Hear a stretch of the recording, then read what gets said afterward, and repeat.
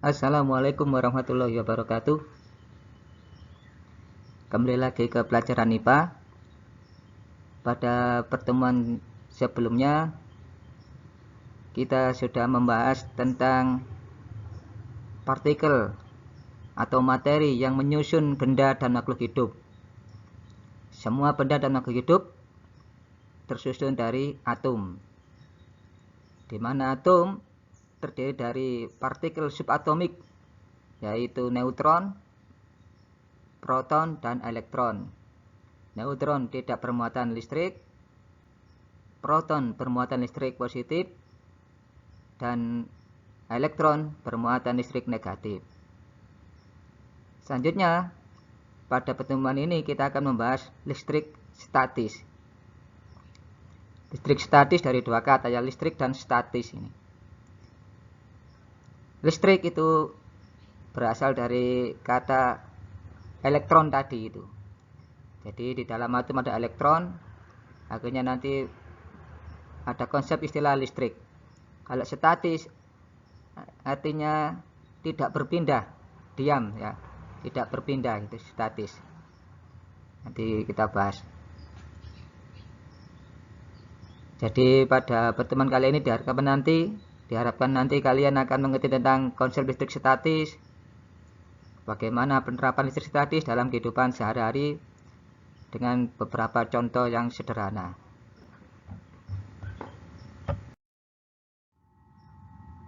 Selanjutnya, tentang konsep listrik statis, nanti kalian akan membahas atau dibahas tentang muatan listrik, hukum Coulomb, medan listrik, beda potensial, dan energi listrik. Tapi ini yang secara sederhana. Nanti untuk beda potensial dan energi listrik lebih dibahas lagi di bagian listrik dinamis nanti pada bab selanjutnya.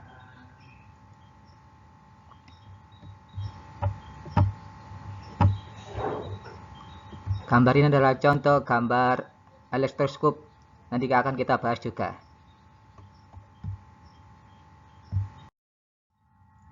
Nah, untuk mengingat pada pertemuan sebelumnya bahwa semua benda ataupun makhluk hidup terdiri dari atau tersusun dari atom, di mana atom tersusun dari partikel subatomik, yaitu neutron yang tidak bermuatan listrik, proton yang bermuatan listrik positif, dan elektron bermuatan listrik negatif. Nah, inti atom terdiri dari proton dan neutron yang dikelilingi oleh elektron. Ini hanya animasi sederhana. Terus ini penggambaran sederhana juga.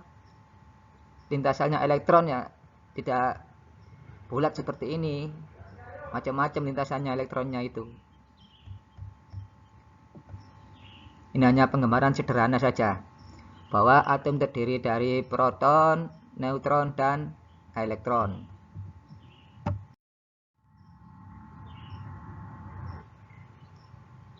Kembali lagi, muatan listrik tadi ada dua, yaitu muatan listrik positif dan muatan listrik negatif. Satuannya muatan listrik itu adalah Coulomb, disingkat C besar. Kita tahu nanti muatan listrik yang sejenis akan tolak menolak, sedangkan muatan yang tidak sejenis akan tarik menarik. Ada istilah deret tribul listrik. Ini artinya apa? Jika dua benda ini digosokkan, maka akan membuat benda yang mula-mula netral menjadi bermuatan listrik. Ini beberapa contoh benda yang bila digosokkan nanti akan bermuatan listrik. Bagaimana membuat benda bermuatan positif? Bagaimana membuat benda bermuatan negatif? Untuk membuat benda bermuatan positif, maka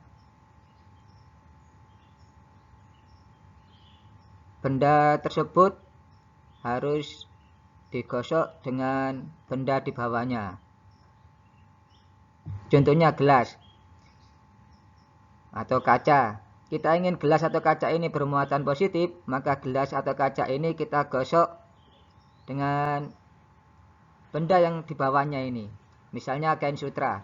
Jadi kalau gelas atau kaca ini kita gosok dengan kain sutra, maka gelas ini akan berubah menjadi bermuatan positif.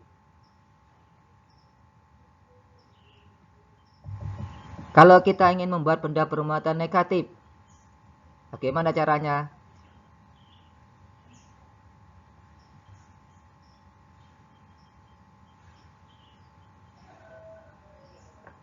Nanti kita bahas selanjutnya. Ya, tetap dengan cara menggosok ini bisa nanti. Kita beri contoh. Nah, ini ada penggaris plastik, bisa mika atau sejenis plastik, atau kalau kalian punya sisir plastik ya sisir, digosokkan dengan kain wol. Nah, atau digosokkan dengan rambut kalian, bisa ini penggaris listrik digosokkan dengan rambut kalian, asal rambut kalian kering. Bisa juga kalian tidak punya penggaris plastik, diganti dengan sisir plastik, kalian gosokkan dengan rambut kalian yang kering. Maka penggaris plastik ini akan bermuatan listrik negatif. Bila didekatkan dengan potongan kertas kecil, maka kertas kecil akan ditarik oleh penggaris yang sudah bermuatan tadi. Kok bisa? Ya karena penggaris sudah bermuatan negatif, sedangkan kertas, kita tahu kan kertas yang termasuk benda yang terdiri dari atom-atom, di mana atom terdiri dari muatan positif yaitu proton dan muatan negatif yaitu elektron. Maka yang protonnya ini, yang bermuatan positif, akan tertarik oleh negatifnya ini, sehingga akan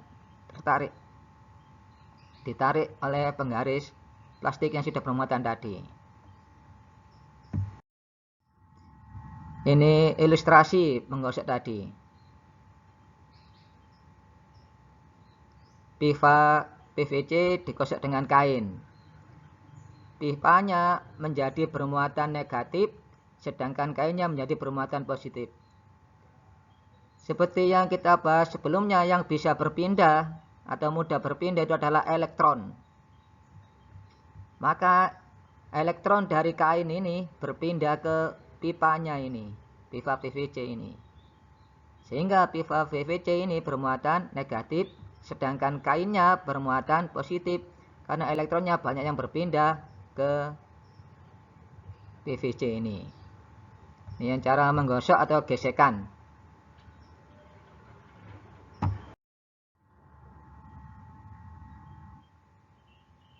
Ini beberapa contoh.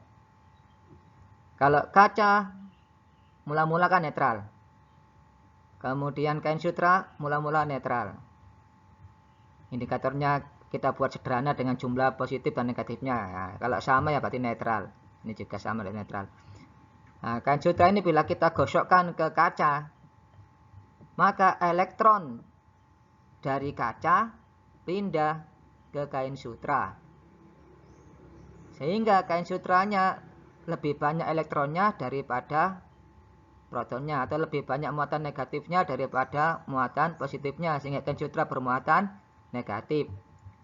Sedangkan kacanya tadi yang mula-mula netral, karena elektronnya berpindah ke kain sutra, maka muatan positifnya di kaca lebih banyak daripada muatan negatifnya. Protonnya di kaca lebih banyak daripada elektronnya, sehingga kaca bermuatan positif. Ini beberapa contoh bahan yang digosok dan hasilnya. Kaca dengan kain sutra, prosesnya adalah elektron dari kaca pindah ke kain sutra, kacanya bermuatan positif, kaca bermuatan negatif, dan seterusnya. Kata kuncinya adalah yang berpindah itu elektron. Jadi semua itu berpindah dari elektron. Yang kehilangan elektron akan bermuatan positif. Yang mendapatkan elektron akan bermuatan negatif. mistar plastik atau molekel plastik misalnya dengan rambut, maka mistar plastiknya bermuatan negatif, rambutnya bermuatan positif. Artinya apa? Elektron dari rambut pindah ke mistar plastik. Demikian seterusnya untuk bahan-bahan yang lain ini. Jadi kata kuncinya adalah elektron yang berpindah.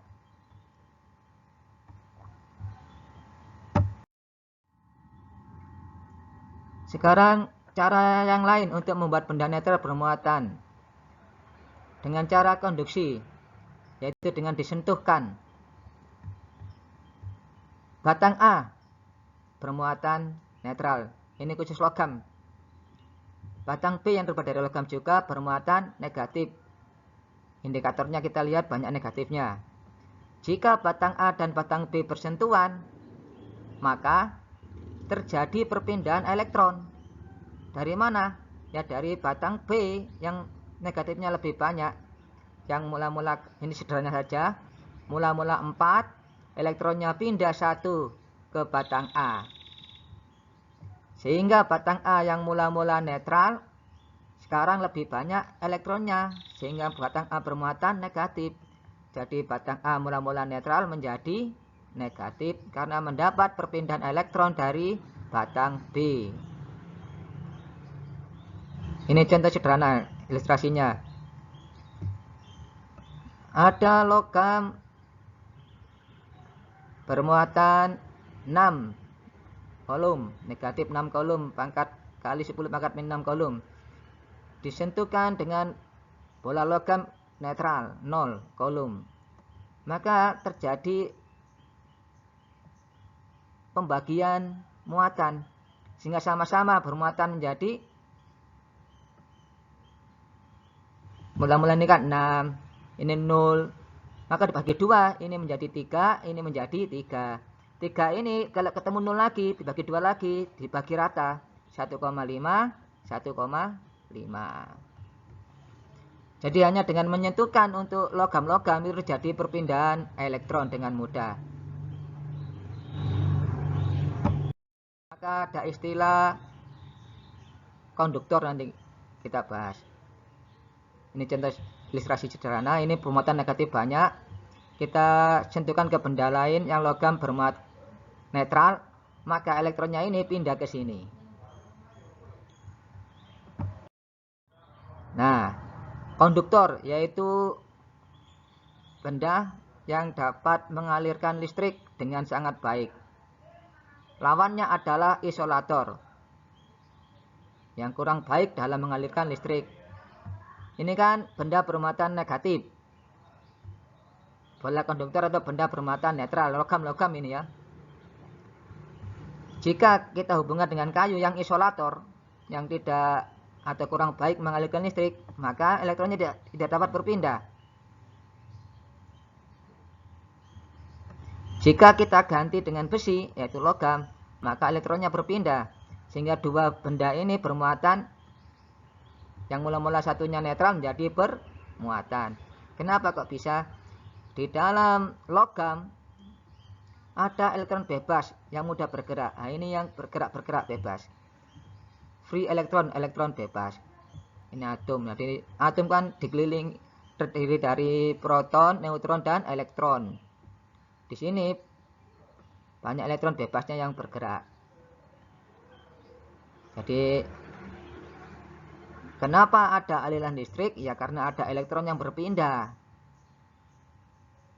Kenapa bisa berpindah? Karena dihubungkan dengan konduktor. Kalau dengan isolator, yaitu kayu, tidak bisa berpindah. Cara ketiga untuk membuat benda netral menjadi bermuatan adalah dengan cara induksi. Didekatkan saja. Atau bahasa sederhananya kesabapan. Nah, bola ini kan netral.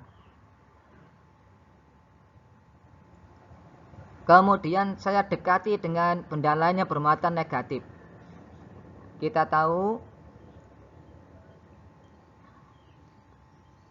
muatannya sejenis tolak menolak. Ini kan negatif. maka yang mula-mula di sini negatifnya merata akan berpindah.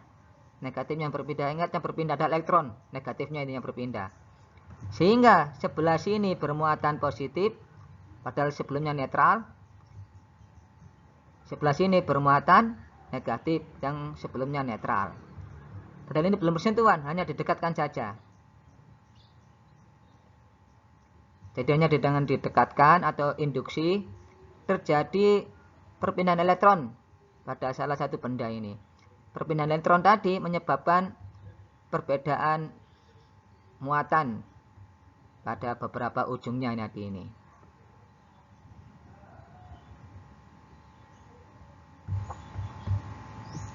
Ini contoh yang muatan negatif. Netral didekatkan dengan negatif, maka negatifnya menjauh. Ya, sehingga yang ujungnya ini bermuatan positif, yang ini bermuatan negatif. Jika diganti yang positif, ya gitu aja, sama saja. Jadi yang berpindah negatifnya. Pokoknya intinya muatan sejenis tolak menolak. Misalnya negatif dengan negatif, positif dengan positif. Sedangkan muatan tidak sejenis akan tarik menarik. Nah, ini contoh induksi tadi. Penggambaran sederhananya. Ini kan bermuatan negatif. Batangnya, terus logamnya bola logam mula-mula netral karena didekati dengan batang yang bermuatan negatif. Negatifnya ini berpindah sehingga ujung ini bermuatan positif, ujungnya sini nanti bermuatan negatif. Kenapa berpindah? Karena tolak menolak tadi. Kalau sejenis. Jadi yang berpindah elektron, sekali lagi yang berpindah elektron. Ada muatan negatifnya.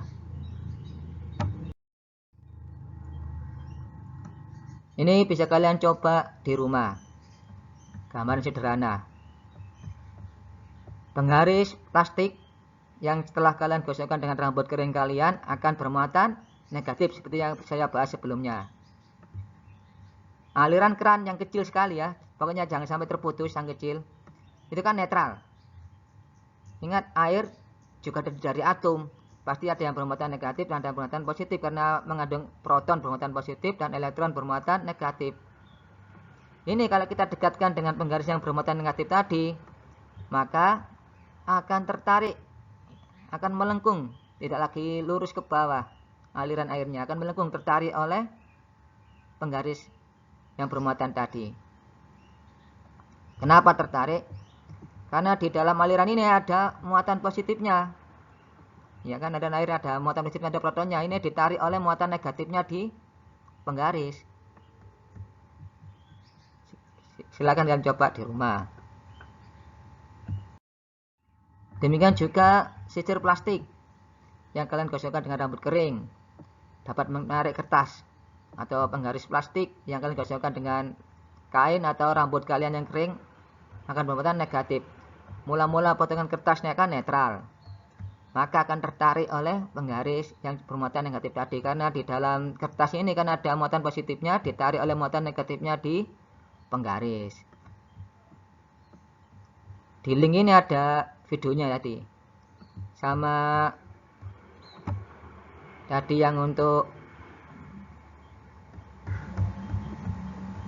aliran air yang ditarik oleh penggaris juga ada videonya di YouTube. Di link sebelumnya bisa kalian lihat. Mengingatkan lagi, kalau sejenis tolak menolak.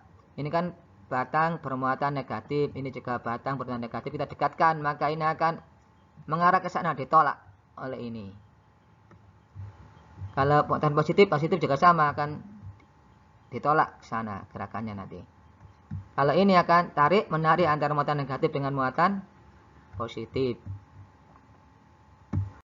Nah, interaksi ini dapat digunakan contohnya di elektroskop, yaitu alat untuk mendeteksi adanya muatan. Dari kata elektro dan skop. Ya. Elektro untuk melihat muatan atau melihat listrik. Skop artinya melihat. Kayak mikroskop, mikro itu kecil, skop melihat benda kecil. Elektroskop, elektro itu listrik, skop itu melihat listrik. Nah, ini untuk mendeteksi listrik.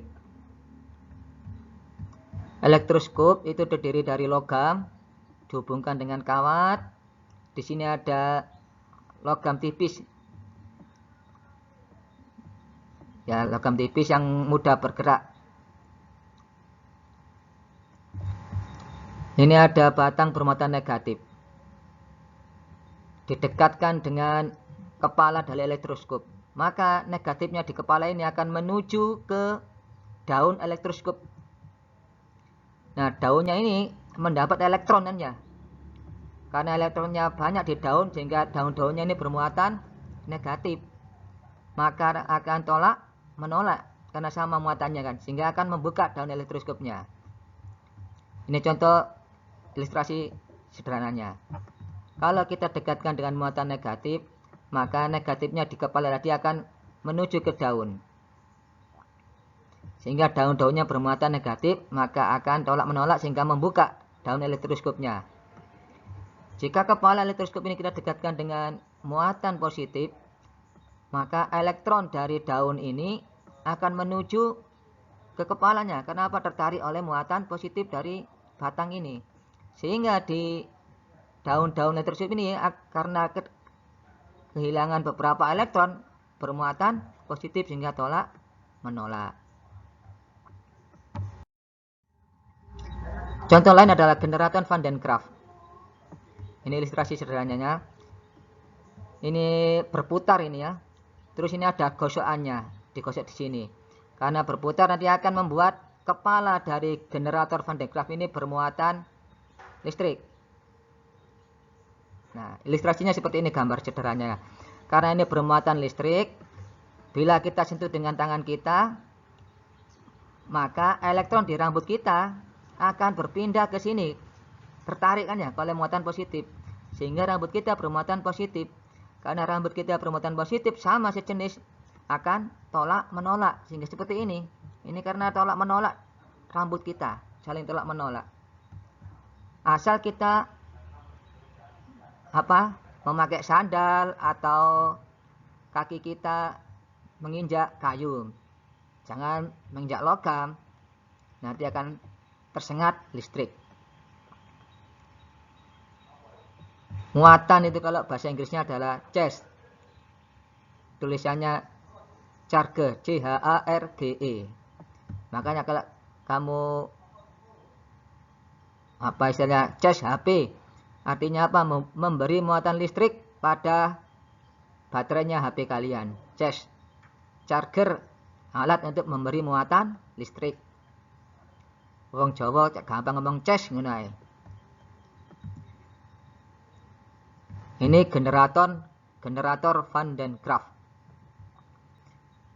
Kalau kita sentuh, rambut kita akan jeprak-jeprak seperti ini. Ini ilustrasinya seperti ini. Kenapa kok bisa jeprak-jeprak? Nah, ini kalau kita sentuh, nah, nanti akan jeprak-jeprak. Nah,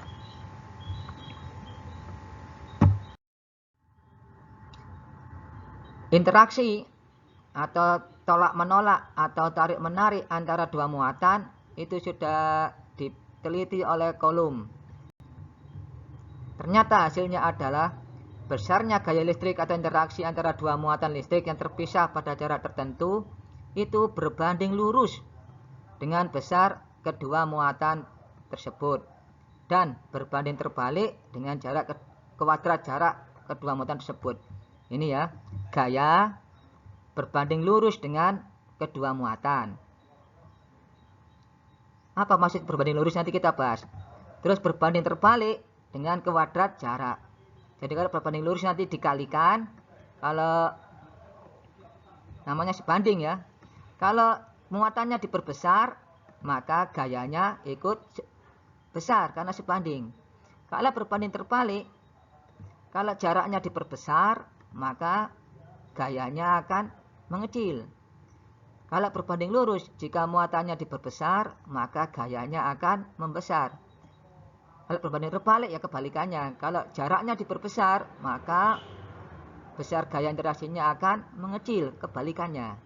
Itu maksud dari berbanding lurus dan berbanding terbalik. Ini beberapa satuannya. Ini Ini ilustrasi saja. Kalau sejenis tolak menolak, arah gayanya ke sana, arah gayanya ke sana, tolak menolak. Kalau beda jenis, tarik menarik. Kita coba hitung-hitungan. Nah, misalkan ada dua benda bermuatan listrik. Dalam hal ini positif dan negatif. Perhatikan tarik menarik ya. Berinteraksi dengan gaya listrik sebesar F. Ini benda bermuatan listrik ini ditarik oleh gaya F, benda ini ditarik gaya F. Jaraknya R. Jika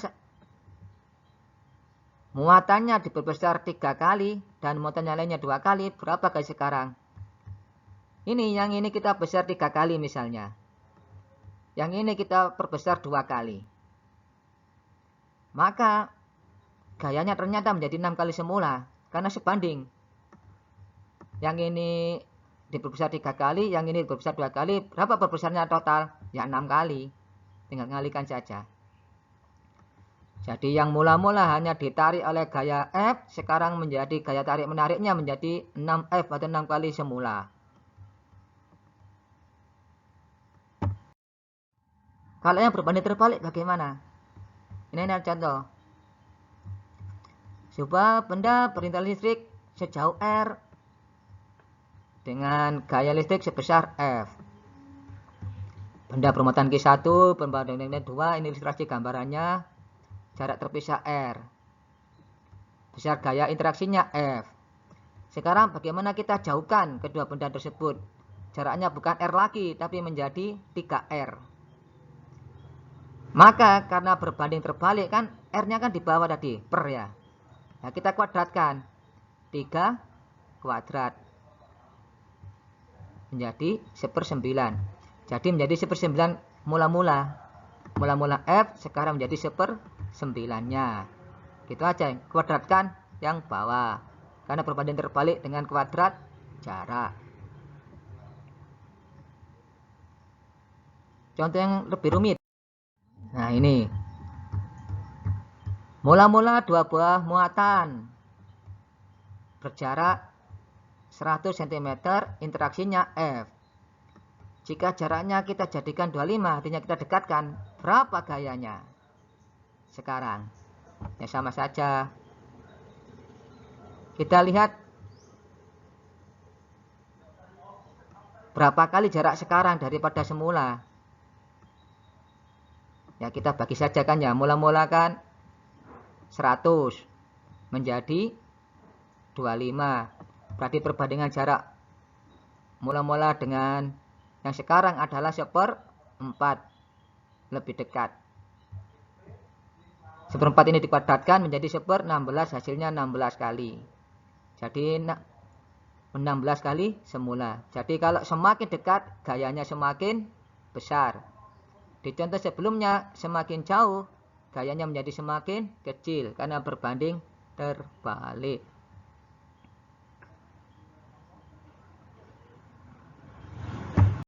Lanjut.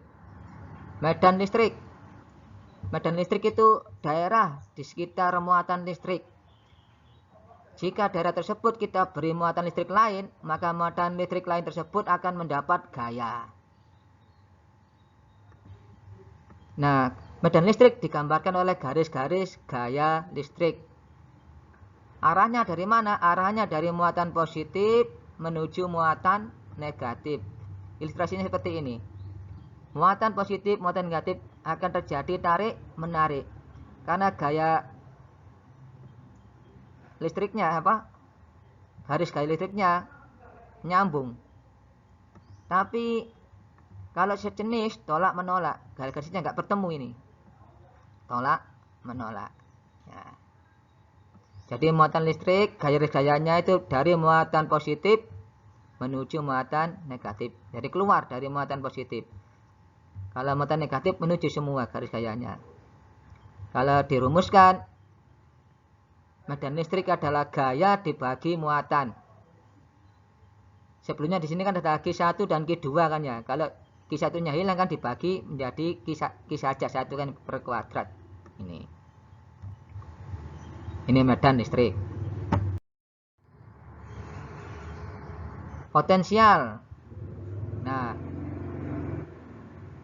beda potensial listrik itu adalah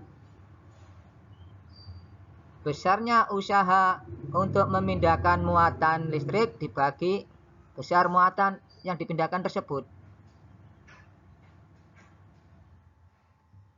Jadi misalnya ada muatan, kita pindahkan, itu kan butuh usaha.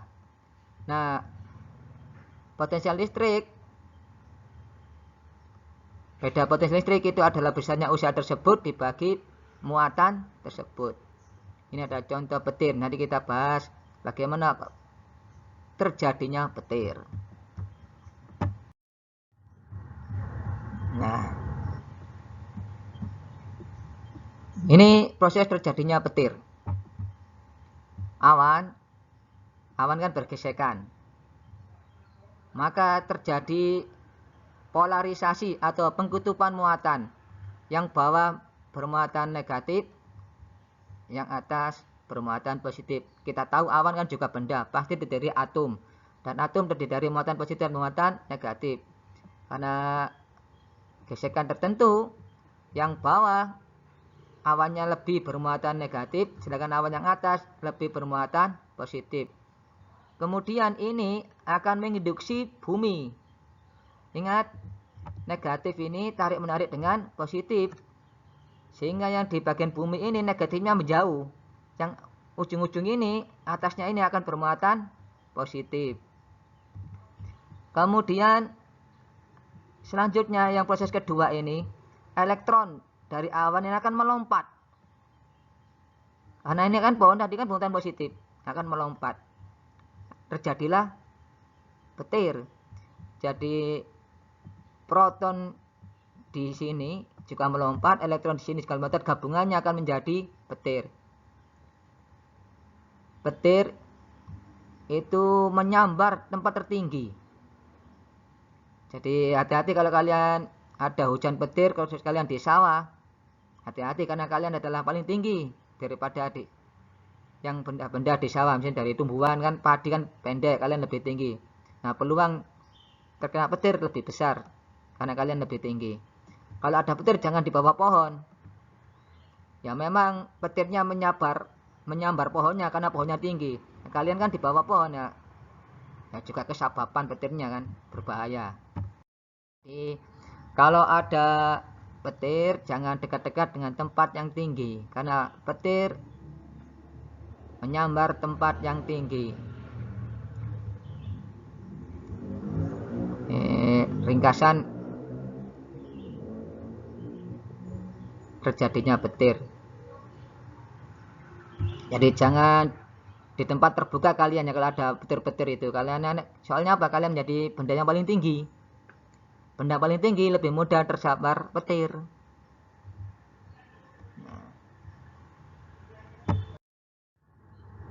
Hitung-hitungan soal ini nanti kita bahas, yang rumit-rumit ini bahas di SMA saja.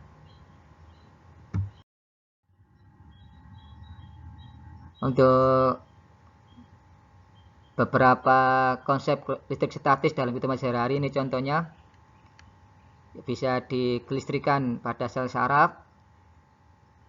Ada hewan-hewan yang dapat menghasilkan listrik dan penggunaan listrik statis di lingkungan sekitar. Hanya beberapa contoh kita bahas. Ini kelistrikan di sel saraf. Nah, yang mengalir di sel saraf ini adalah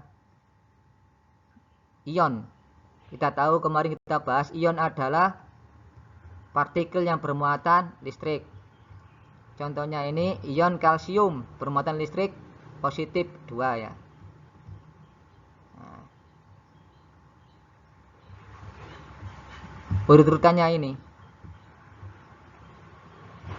Urut-urutan dari mekanisme aliran ion pada sel saraf.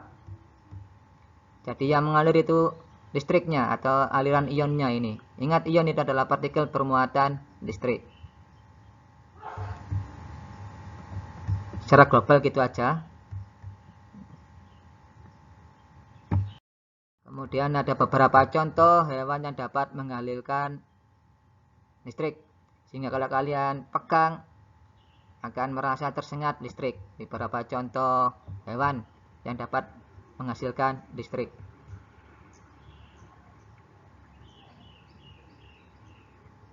Ada alat yang menggunakan prinsip listrik statis. Penangkal petir. Ini ujungnya logam lancip. Terus kita hubungkan dengan kawat sampai di tanah, grounding pentanan. Ini di tanah ada logam agak besar ukurannya, ya kita tanamkan. Jadi misalnya nanti ada petir menyambar, maka akan mengenai paling tinggi ini kan ya, akan disalurkan ke bawah ground. Itu jika terpaksa petirnya menyambar. Kalau tidak, positif ini akan melompat, akan menetralkan awan tadi yang bermuatan negatif, sehingga tidak jadi petir menyambar. Pengencatan mobil juga sama. Ini mobilnya ini diberi muatan, catnya diberi muatan juga. Tentu saja antara plakatnya mobil dan catnya ini muatannya beda jenis, sehingga akan tarik menarik sehingga menempel dengan kuat. Jadi antara badan mobil dengan catnya, muatan listriknya berbeda, biar terjadi tarik menarik. Terus cerobong ini, supaya asapnya yang keluar tidak banyak mengandung partikel berbahaya, logam-logam berbahaya, maka perlu diberi alat. Nah, asap pabrik yang kotor, ini ada alat yang dapat ada muatannya ya. Nanti karena ini bermuatan listrik alat ini, maka benda-benda tadi menempel di alat tersebut. Menempel ini, kotor-kotoran menempel. Kemudian jika muatan listriknya ini dihilangkan, tempel-tempelan debu tadi akan jatuh di sini, menjadi sini, sehingga nanti asap yang keluar tidak mengandung partikel-partikel berbahaya. Mesin fotokopi juga sama. Kertasnya nanti akan diberi muatan listrik. Kemudian serbuk juga bermuatan listrik yang berbeda dengan kertas, sehingga tarik menarik. Serbuk tadi menempel di kertas karena daya tarik positif dan negatif tadi listriknya. Kemudian serbuk yang menempel di kertas tadi akan dipanaskan sehingga menjadi tulisan itu. Itu prinsip mesin fotokopi.